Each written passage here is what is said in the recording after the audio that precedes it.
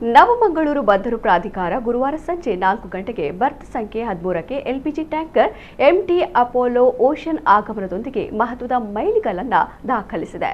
ಈ ಹಡಗು ಬಂದರು ಸ್ಥಾಪನೆಯ ನಂತರ ಆಗಮಿಸಿದ 40,000ನೇ ಹಡಗು ಎಂಬ ವಿಶೇಷ ದಾಖಲೆಯನ್ನ ಮಾಡಿದೆ.